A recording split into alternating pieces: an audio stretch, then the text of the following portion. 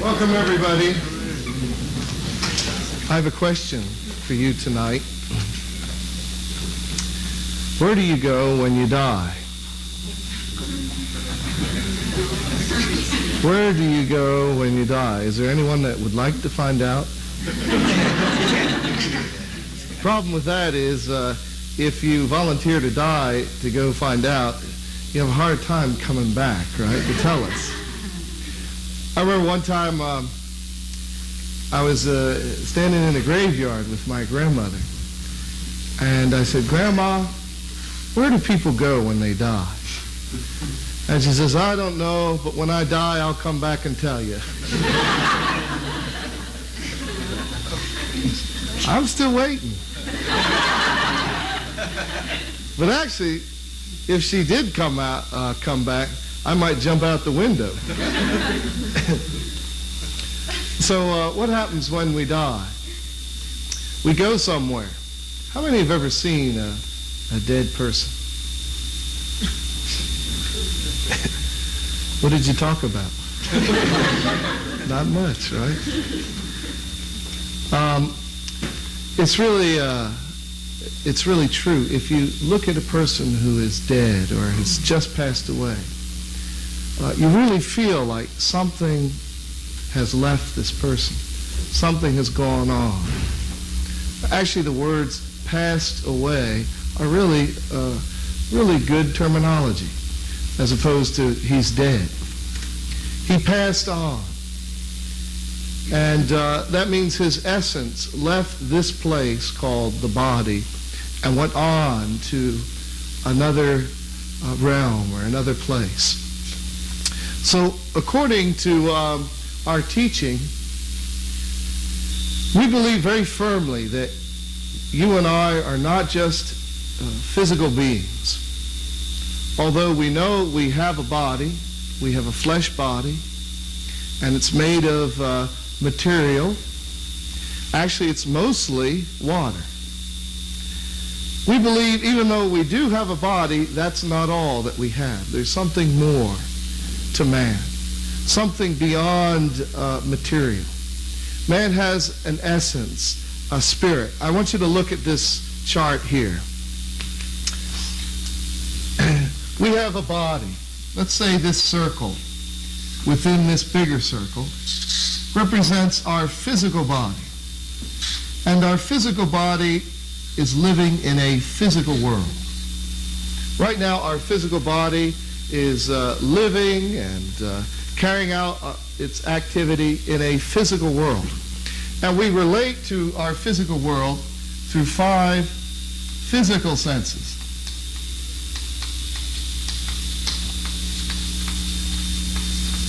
Five physical senses. We can see, we can hear, we can smell, we can taste, we can touch. And through these faculties, we interpret the phenomena of the physical world. And we live our life in the physical world. But one thing we all know is our physical life is a temporary life. And at some point, for some of us sooner than others, then our physical body is going to stop working.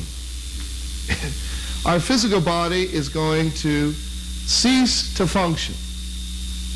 And if your physical body ceases to function, then gradually it begins to deteriorate and it decomposes, it goes back into the soil. Is this the end? Is the destiny of each individual to just decompose and go back into the soil? Something inside of us feels like, gee, I hope not. Gee, I hope that the goal of my life, my ultimate destination, is not just to be a decomposing body. And we feel something inside, don't we? Something in us that is seeking after eternal things. We seek after eternal love, for one thing. When you're in love, Do you really want to think of when this love will be over? Do you feel that love should have a time limit to it? I'll love you for 10 years and then I won't love you anymore? Not at all. The nature of love is an eternal nature. So the very thing that we seek above all things in life in itself is an eternal feeling or an eternal desire, an eternal essence. This is why man feels that there's something more to life than just the temporary life in the material or in the flesh.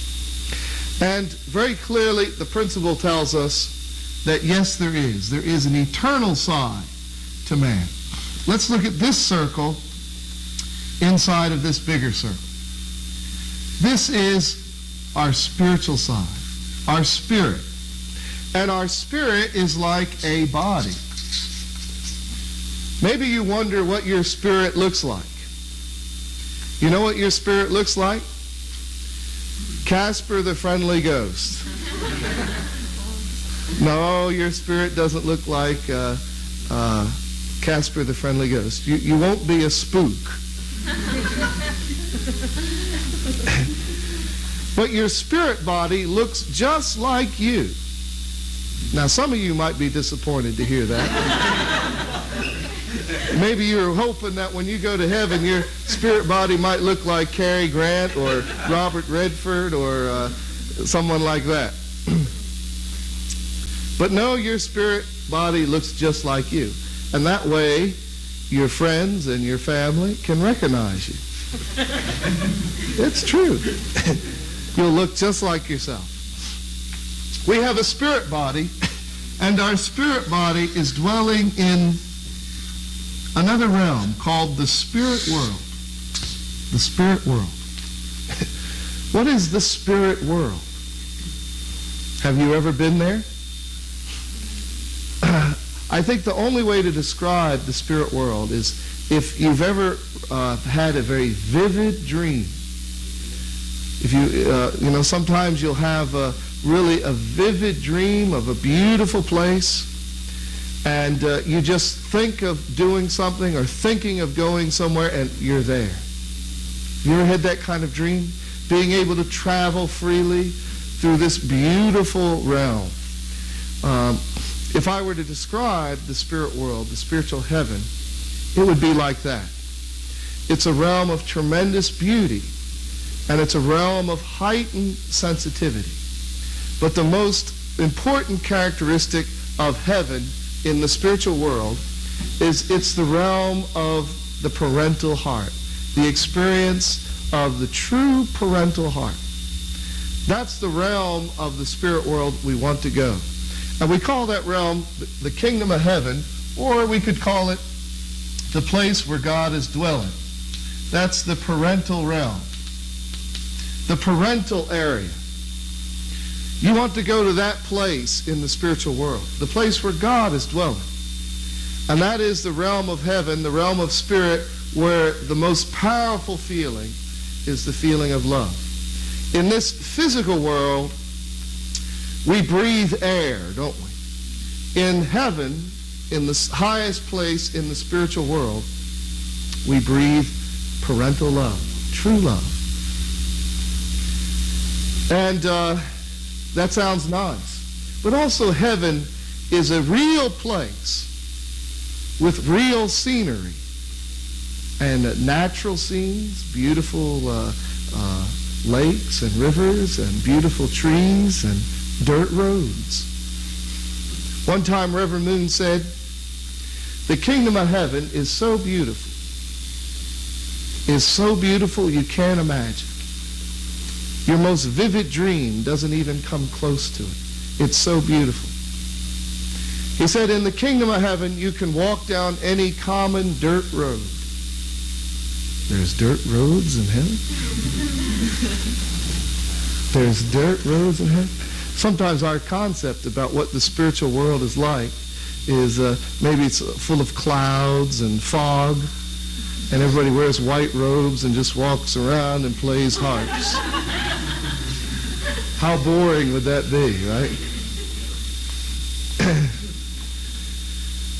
You can walk down any common dirt road in the kingdom of heaven and pick up any common pebble and be so captivated by its beauty that you can gaze at it for 1,000 years and never be bored. Can you imagine how beautiful that is?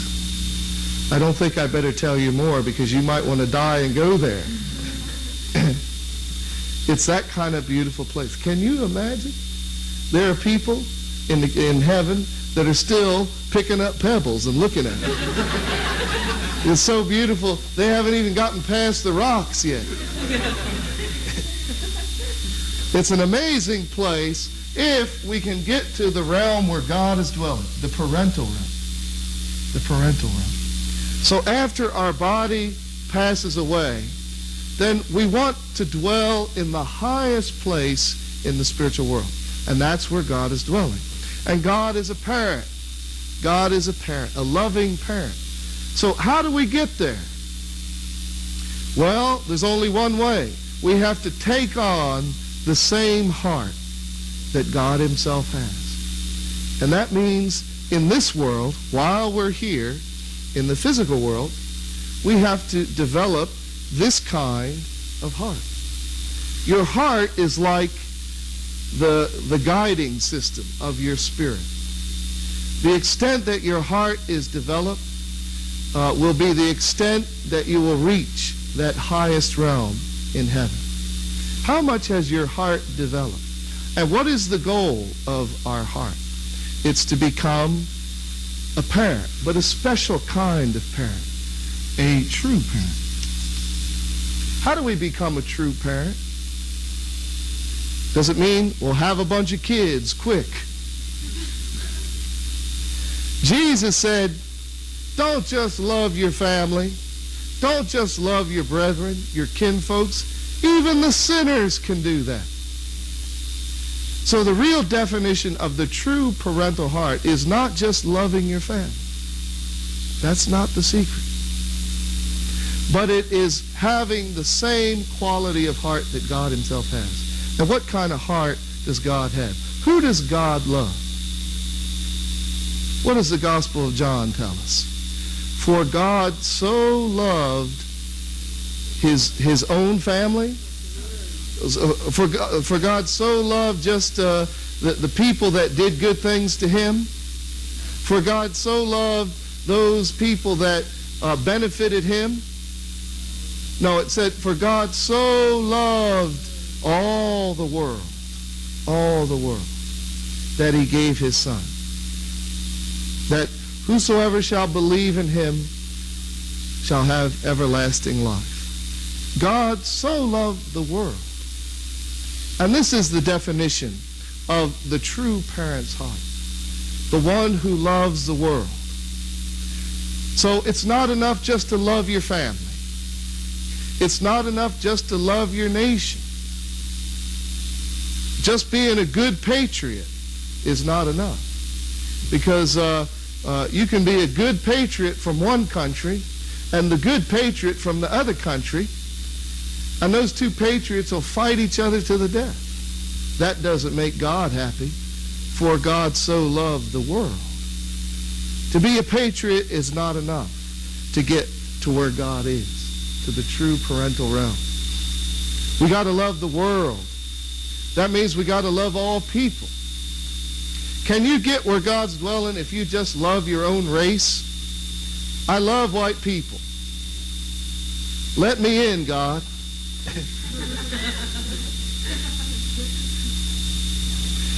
And I'll say to God, I just love white people, God. And God will stick his face out of the gate, and his face will be black.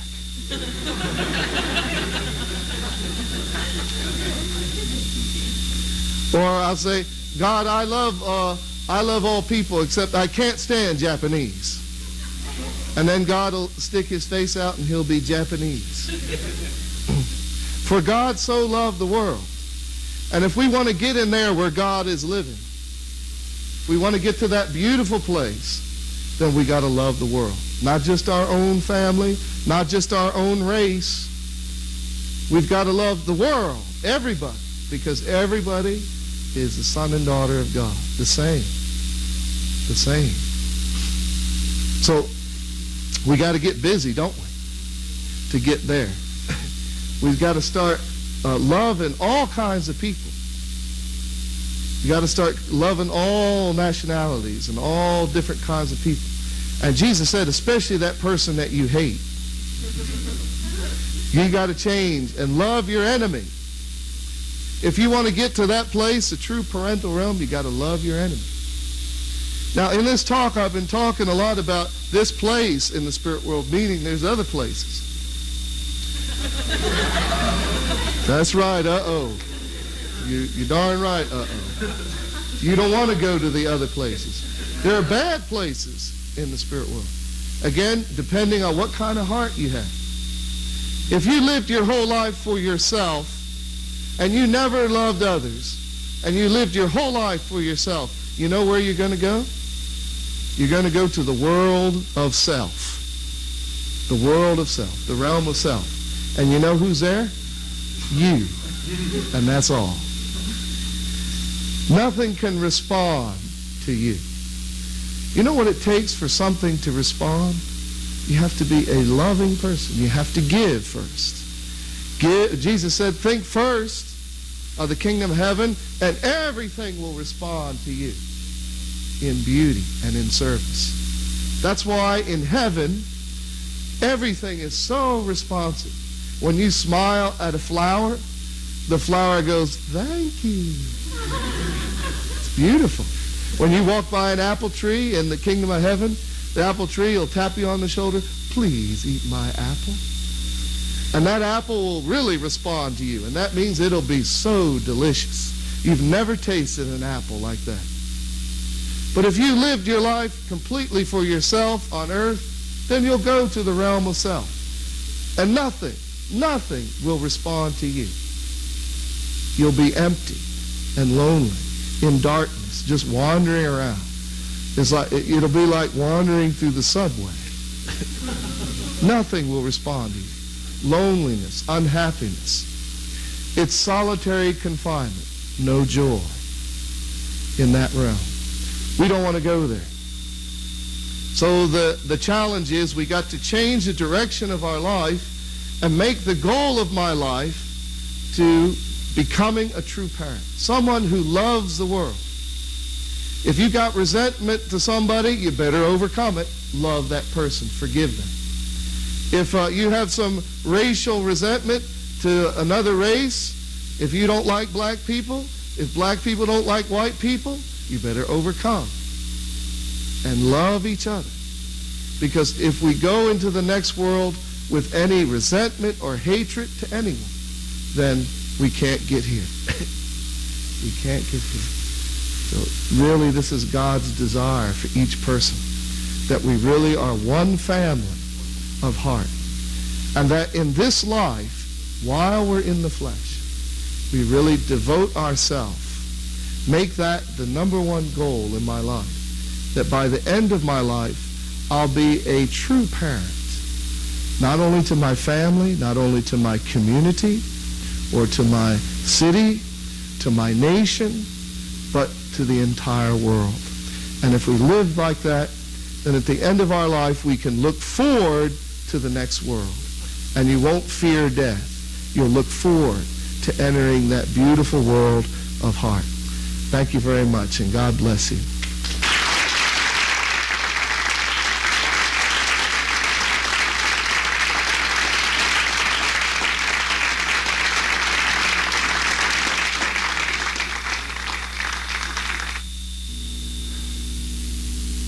Once again, the main points from the lecture, Heaven and Hell. First, heaven is the realm of true parental heart. Second, true parental love is unconditional, as exemplified by Christ. Third, true parental heart is the standard that qualifies us for heaven. And fourth, hell is the joyless realm of self-centeredness.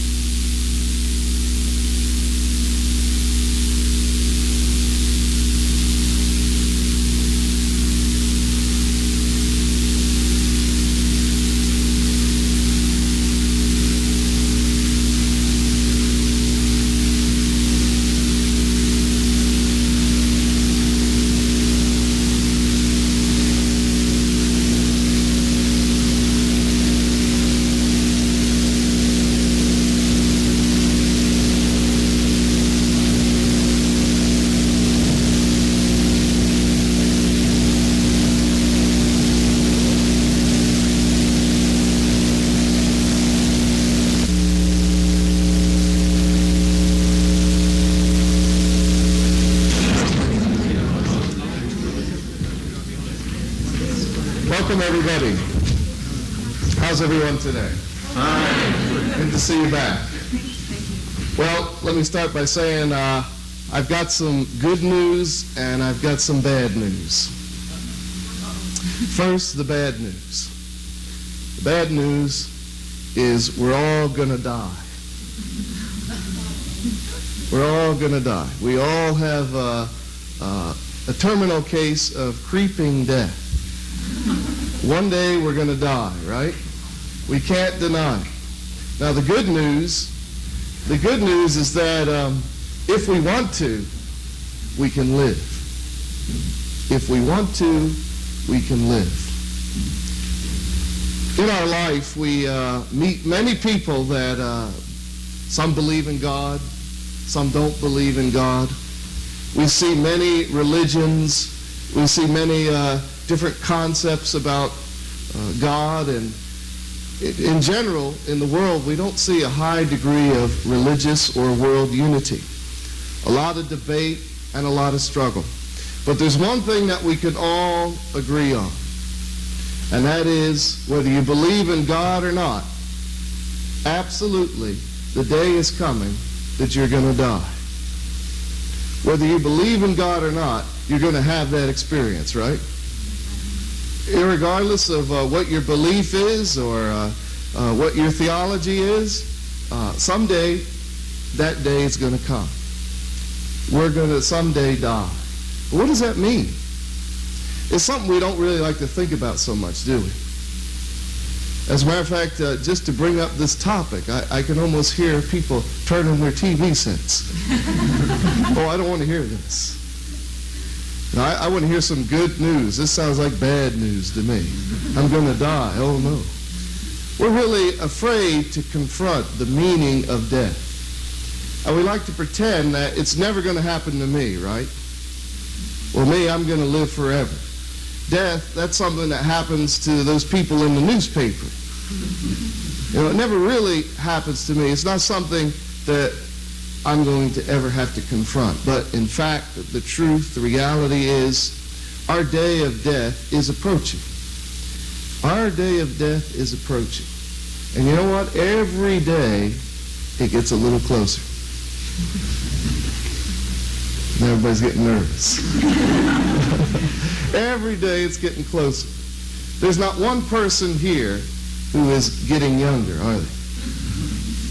We all have a little meter over our head that is counting off the number of breaths that we have, the number of heartbeats we have left, how many days, how many months, how many minutes. And not one meter is going up. It's all going down. We're facing ultimately this day, and who knows when it could take place. This is another wrong concept that we have. Death, well, that's what happens to the old people. They die. That's unfortunate for those old people, but me, I'm a part of the young race. You know, and I'm always going to be young. But actually, reality is death comes unexpectedly. Death can come unexpectedly without any notice whatsoever. You can make your schedule, your daily schedule, make your plan, and all of a sudden, without any expectation, you may meet your moment of death. Death isn't something that you can predict or something that you can control. How many have ever had a brush with death? It really makes you serious, doesn't it? Usually people, when they have a brush with death, they realize two things. Actually, oh, I almost died. And the second thing, I'm alive. Hey, I'm a living person, and I'm alive. And I got to find out some reason for being alive. Why am I here in this world? Why do we live? Usually when we're confronted with the prospects of death, we get very serious about living, don't we? We get very serious about living. And all it takes is one brush of death to experience that. Actually, now I read a newspaper story about an airliner that crashed. And just to show you how death can come unexpectedly. This airliner was taken off, and it got to a certain altitude, and the cargo door blew out. And all the controls were lost on the aircraft. And when the cargo door blew out, the back 3 rows just got sucked out the hole. And just like that, 3 rows of seats of people were flying through the air. Suddenly, they got faced with an undeniable reality. Folks, we are going to die. There was no doubt about it, was it? Can you imagine if you were in their position? 1 second before, you were reading Time magazine and waiting for your lunch. So maybe you're going to have Salisbury steak. You know how people are in airliners. They're so secure, and they just feel, oh, absolutely, my life is planned, and I'm going to get here, and nothing's going to interfere with that. And all of a sudden, this person's flying through the air. And maybe he's got 1 minute left in his life before he hits the ground. Don't you know their priorities changed on the way down? Don't you think your priorities would change? What would become important to you as you journey down to the earth? Do you think finishing this article in Sports Illustrated would be a priority on your list? Oh, I got 30 seconds. Let me finish this article before I hit the ground. Very common experience. For every person that's born, someone is going to have to die, right? But you know what happens to those people? They become frantic. They begin to scream. When the prospects of death face them, then they become frantic. But you know, it isn't so much the fear of death, but it's the realization that I was alive and I didn't understand it. I was alive in my life and I didn't use it. I was alive in my life, and now I'm moving on to the next phase of life, and I'm not ready. We're not ready. We're not ready to die. We don't understand what is death. And because we don't understand what is death, we don't understand what is life. So God needs to teach us why he put us here. God needs to show us that why are we living in this physical world, in this physical body, this temporal world. It's a temporary world, isn't it? Maybe the average lifespan is something like 70 or 75 years now, but it's temporary. It's a temporary life. But why are we here in this temporary life? What is it that we're supposed to do? And what happens when you die? What is death? Is that all there is? Is that all there is to this experience that we call life? Just moving towards a final point where we don't exist anymore? Don't you think life would be a little bit meaningless if the conclusion or the goal of life would just be to die and it's all over? It would be meaningless. It would really be a meaningless life if that's all that we had to look forward to. So we need to try to understand why are we living in these physical bodies? Is this all man is? Just a physical body? Well, actually, the past weeks we've studied about this point, and we can see that very clearly you're not just a lump of flesh, but there is an eternal part to you. There is a spirit. True, we do have a body. Now, I'm not an artist, but let's just say this is your body. And your body is existing in a physical world, right? In a physical world. And this is a temporary world. This is a temporary world that we're living in. So what in the world could be the reason for being here? Our bodies, we have five physical senses. 5 physical senses. We all know what they are. But man is not just a physical being, but we also have a spirit. We have a spirit.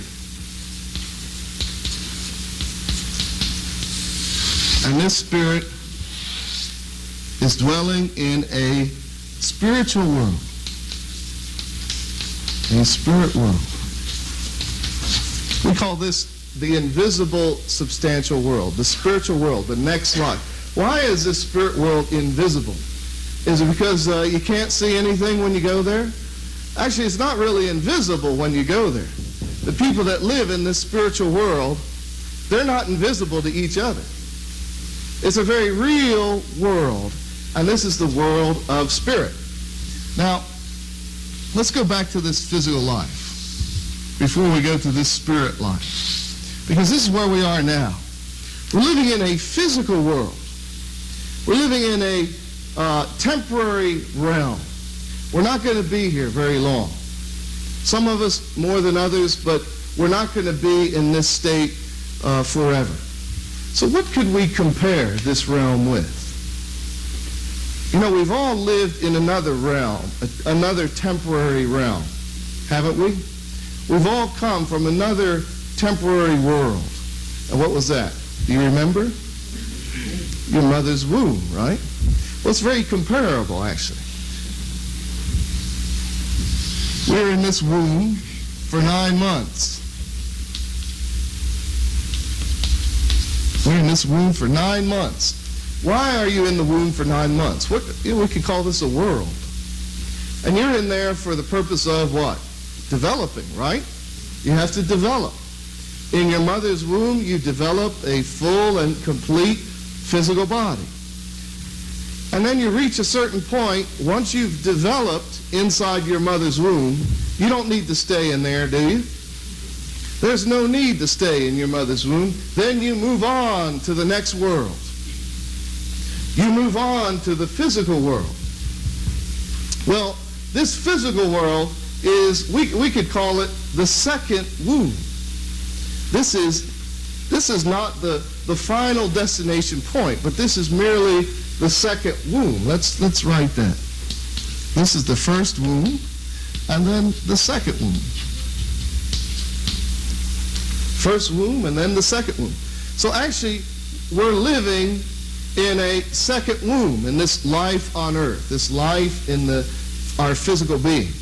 But our womb is a little bit different this time. Our womb is, we could say it's like a portable unit.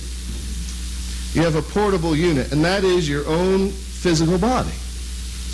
So the purpose of the second womb is to grow your spirit. The purpose of this physical life is so that our spirit can grow and can develop. The first womb, we develop a physical body. And then in the second womb, we dedicate our life then to growing a complete spiritual body, to developing spiritually. As Genesis 1:28 tells us, God said that we should become fruitful. So we had to obtain a certain spiritual standard. And that is the purpose of physical life, or the second womb, is to achieve this spiritual standard. So, the same way, once we've achieved this spiritual standard, once we've developed fully spiritually, then do we need to stay in the second womb? No. People that try to cling on to their physical life, it's as foolish as if a baby tried to stay in the womb and didn't want to come out. Is there anything then unnatural about going into the next phase of life? Not at all. If being born is a joyful event, then the second birth, leaving the physical world and going into the spiritual world should be even more joyous. Even more joyous. So actually, how unnatural it is that we mourn at funerals. It's really unnatural. It's not the original way that man was supposed to live, because this death, or actually second birth, is as normal as the first birth. But what do people say when someone passes away? We say, oh, it's a tragedy, right? I'm so sorry. It's so pitiful. Or when some famous person dies, they always say it's the worst thing that could ever happen. Well, what did they expect? Did they expect this person to live forever in the physical world? No. We have to understand that moving into the next realm, the spiritual world, is as normal and actually even more joyous than the first birth. So this is an incredibly different perspective, isn't it? So actually, we don't call death. We call it the second birth. The second birth. And this is where we enter the world of spirit. So our physical body is no longer needed once we accomplish our spiritual development on earth, and then our spirit moves into the spiritual world. And we live an eternal life in the realm of spirit. So we could say that this is the third womb. This is the final destination, life in the spirit. So our life on earth then has to be directed towards that goal, that I'm preparing myself, looking forward, in fact, to the next life. What we do on earth, and next week we'll talk about this development, this spiritual development, how we develop on earth spiritually. We'll talk about that next week. But our purpose in life in this physical world then is directed towards spiritual life. So we can really see how lost people are when they just live their life for physical enjoyment, when they live their life with the idea that the physical life is all there is and there's nothing more. And this is why people inherently don't feel ready to confront death, because we don't understand. So we're just beginning to understand it now. So next week we want to talk about then, well, how does the spirit grow? Why did God give us a spirit body and a physical body? Why did God give us both? And how do they relate together? And how is spiritual growth achieved in this world? So next week we'll study this point. Thank you very much.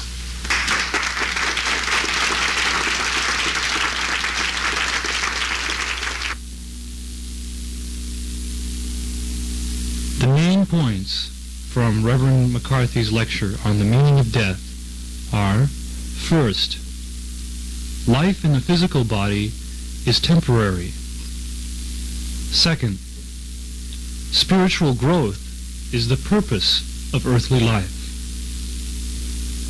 And third, the death of the physical body is birth into eternal life.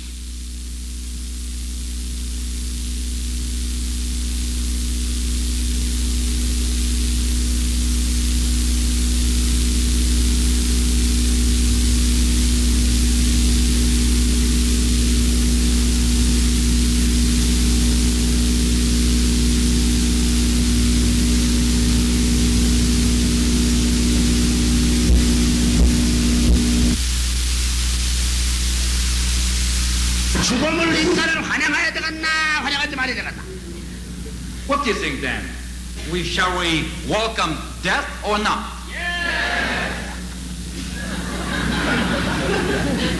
자, 그 죽는다는 말이야. 죽는다는 뭐 때문에 죽을 것이냐 할 때 하나님의 참사랑을 위해서. So we have to put the meaning even to death. For what should we die? We should die for the fulfillment of the love of God, for fulfilling the craving of love of God, or reaching out to God. Well, that is the method. 무한한 하나님 사랑의 활동권을 내가 동참하기 위해서 육신을 벗기 하나님의 사랑의 세계를 위해서 육신을 벗는다. In a way, death, physical death, means that we are getting rid of our clumsy physical body, vehicle. In other 그러면 words. 하나님 사랑 가운데서 태어났다 할 때는 그 하나님이 인간 세계를 볼 때는 말이야. 아이고 죽는다 야들은 하나님 볼 때는 꼴꼴 웃겠나 하나님이 육신 가졌나? 인간 세계 울고 하는 거 볼 때 하나님 볼 때 웃겠나? 어떡하나? God, who enjoyed the total freedom in the universe, when they're looking down and looking at the children, men on earth, who are suffering from one event after another, crying and sad sometimes, emotionally disturbed and hurt with the little trivial things. What do you think? God looking down at children, what do you think? God feel very, what? sorrowful. Awkward? Joyful. Huh? God feels very, God can laugh at it. Laugh at it. What do you think? Does he? 제한된 사랑권에서 무제한의 사랑권으로 들이받을 수 있는 기쁨을 받을 수 있는 것이 제2의 출생 죽음길을 통과하는 그 순간이 아니겠느냐. So another birth, the new birth, God intend to give to man. Unfortunately we call it as death. But in the God's scheme of creation, that is another birth, new birth. That is, get rid of the shackles of limitation of physical body, total freedom, total the leap and jump, total environment where we can getting into, so that we will not be restricted by anything. That's the status we're gaining through that second birth. 그렇다면 어느 너 육신은 난 나를 기뻐하겠나 제2의 무한 확대 세계의 사랑을 위해서 활동한 아들로 태어나는 그 시간을 기뻐하겠나 하나님이. What do you think then? Then we say the day the children were born is the day of joy and should be remembered. And it ought to be remembered, it must be remembered. What about then the second birth, which is we commonly call death, but actually it's a total liberation. We're giving ourselves a new birth into a totally free universe, new universe, where we can enjoy total love and total love freedom. 무한한 이 우주를 순식간에 막는. So once we have given it total freedom, we can, we can exercise the dominion over entire universe without any restriction. 그 관심 있어? Are you interested? 진짜 관심 있어? Are you really interested? 관심 있어? 그러려면 어떻게 해야 되냐면 하나님이 하지 말고 하라 하는 그런 법도를 지켜야만 그 가능하다. 내 마음대로 해서 가능하지 않다 하는 것은 이러지. 죽기 전에 말씀. 그럼. But the important thing, however, all right, everybody interested in freedom, total liberation, total joy, total love. In order to do that, we gotta do something before we die. Just a simple death would not bring such freedom, such a joy. We got to obey God, His commandment, while we are here on earth. 그 하나님이 하지 말고 하라는 걸 할 수 있어? So, are we ready to obey God? Are we ready to obey His commandment, to the letter, every iota, every dot? Shall we keep the principle and the commandment? 그럼 사람은 이중이 될 때 마음이 주체고 몸띠는 상대리 몸과 마음이 하나잖아. 예서야 원. All right. So now, the first law is that man is dual creature. One is spirit, one is body. Spirit man and the physical body, or mind and body, we call it commonly. And the mind is the subject, and the body is the object. And the object must obey the mind. That is the law. That is the principle. Are we interested in doing it? 그래서 사람은 3세계, 서생장은 복중, 물세계, 지상, 지구성세계, 생계, 그 다음에는 천상, 공기세계. 지상이 한번 공기죠. 천상에. 여기 진짜 물세계, 복중에는 물시대, 그 다음에 100년 이 지상에 태어나서 100년 땅시대, 그 다음에 날아가는 공기시대. 3시대를 거쳐. The man is designed by creation of God to live 3 distinctive lives. One life is coming, even without you knowing, in the vegetation period, within the womb of the mother.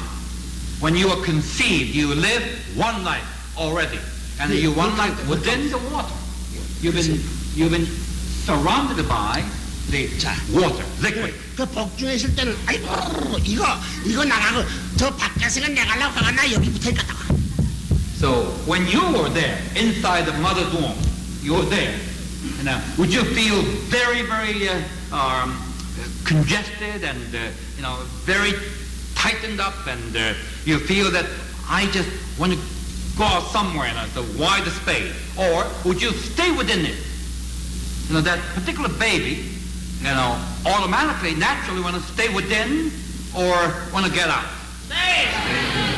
요만한 구름으로 내가 빠져나가려고 하거나 아이고 좋다 하거나 좋다. The door or window that the baby should come out is very small. All right. When God telling the baby said, you have to get out that door, what do you say? Oh, no, I couldn't do it. He'll be scared, or he'll say, oh, no problem. 내가 있는 집이 다 파괴되고 말이야. 내가 살던 영양 가치 모든 것 전부 다 깨들어가고 내 머리도 그저 늘어나야 되고 몸띠도 늘어나야 되고 그래도 좋아. 전부가 노화가 나 예상한다. So, in order to get out of that particular window or door to another world, it's going to be incredible revolution is taking place. The disorder, disarray. You have to break off your shackle, and incredible, the pressure should be added, and all kinds of pain is going to be observed. Then, when you recognize all that, any baby will say, I'm willing to do it. Or every baby will say, no, I don't want it. No, I'd rather stay here. 나기 전 시간까지 어머니가 줄까다 슉 나는 시간까지도 no 하다가 So actually, all the baby, the very moment the mother gave him a birth, or give her birth, that very moment, until that moment, very moment, no baby is willingly want to come out. They just don't want to stay. They just don't want to come out. They Well, don't stay within, and resisting, demonstrating, no, I don't want to go anywhere else. I'd rather be comfortable here. And until the mother gave a final push, then that reluctant that baby come out outside the world and start to cry, very sad. 자, 그러면 한 세계는 왕창을 가지고 한 세계는 숨을 또 That, in a way, for baby, it's equivalent to birth of death. I mean, the pain of death. It's almost like a dying. It's impossible thing is happening. And incredible, unimaginable things happening to the baby. It's 자, 배꼽들에 탯줄 달린 그걸 다시 써야 되나 나 잘라버려야 되나. So, anyway, he was released from the mother's body, came out of mother's womb. Now, there was a certain, 태말이야, 태. rope, that connected to the mother that has been receiving certain element from the mother, certain energy from the mother. Then that is like a, what he should continually keep and trying to receive the energy from it, or has been cut off. 그 놈의 생명줄인데 하나로 생명줄을 끌어버려. 그 생명줄 끌어버려. So it's cut, and then the navel is being cut off, and it's totally destructive. According to the baby, that is a lifeline. Well, it's been my supply. What can I get to breakfast? Where?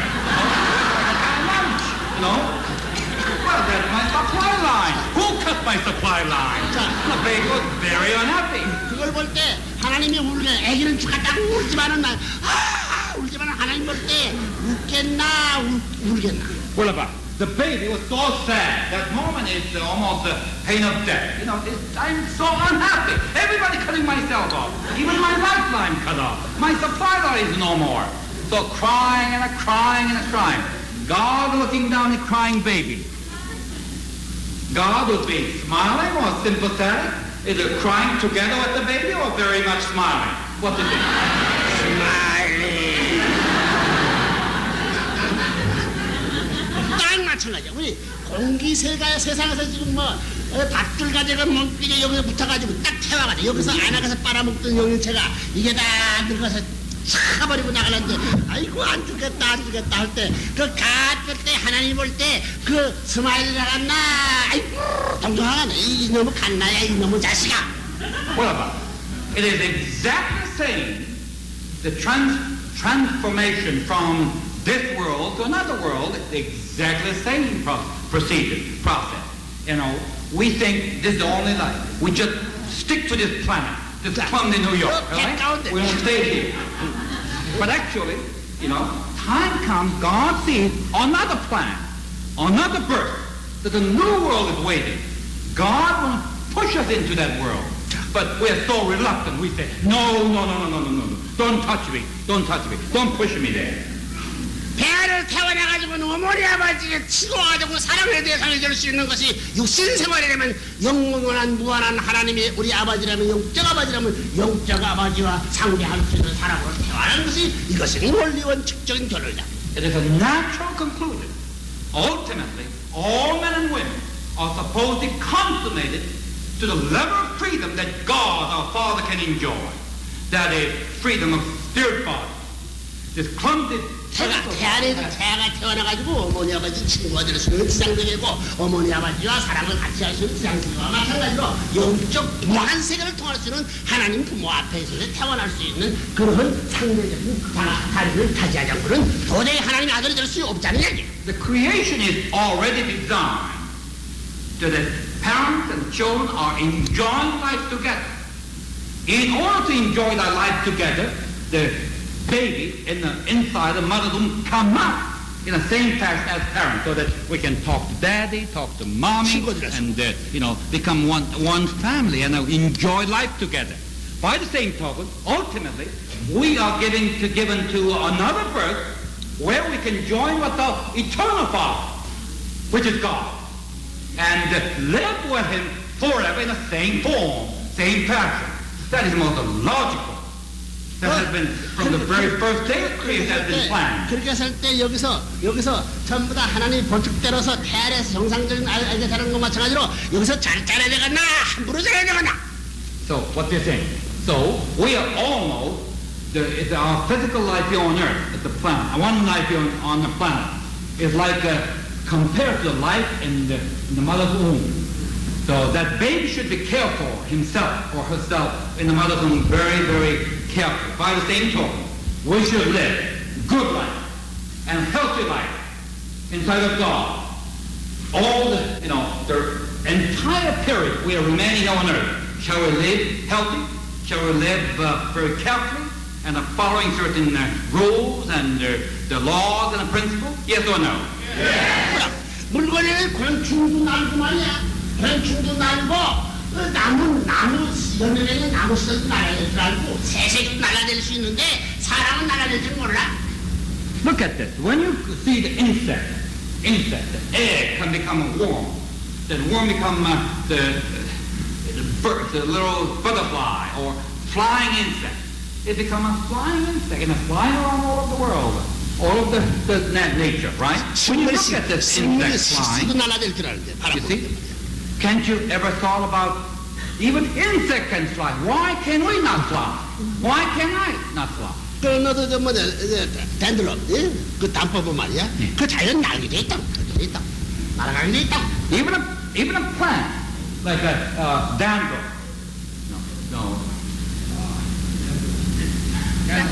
Dandelion. It's ultimately, it's blossoming. Even what one sees, there's a parachute, and they're going all over the nature, all over.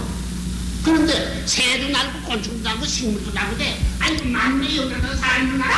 What about? Even a plant can fly, bird can fly, insect can fly. What about me? The supreme creature, supposedly supreme creature. I'm at the image of God, but I'm the only one who cannot fly. How ridiculous that notion is. 하나님 보고 가만히 가서 하나님 다난데 난 왜 날개 못해서 하나님이요. 그 항영시잖아. The very moment you recognize that fact, I'm sure every one of you can be able to, can be in a position to protest to God, saying that, Mr. God, what happened, my dad? You made everybody the capability of flying. Why not me?